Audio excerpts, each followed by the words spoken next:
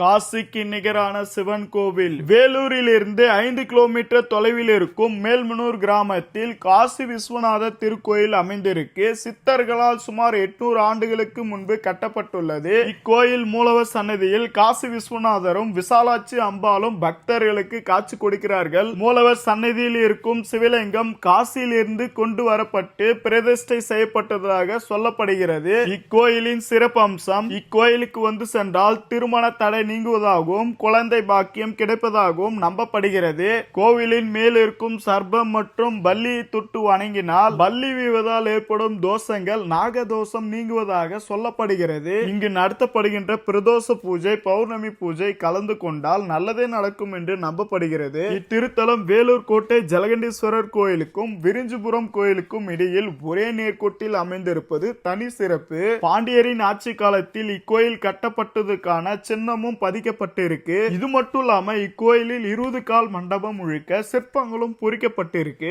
இந்த கோயிலுக்கு வந்து வழிபட்டு சென்றால் காசிக்கே சென்று வழிபட்ட பலன் கிடைக்கும் என்று கருதப்படுகிறது. இவ்வளவு சிறப்பு மிக்க பலரும் அறியாத சிவ ஆலயத்தை உங்க ஃப்ரெண்ட்ஸுக்கு ஷேர் பண்ணுங்க. நீங்க ஒரு சிவ பக்தர்னா சிவாய நம என்று கமெண்ட் பண்ணுங்க. இது மாதிரியான இன்ஃபர்மேஷனுக்கு வேலூர் அப்டேட் பேஜை ஃபாலோ பண்ணி வச்சுங்க. Bye friends.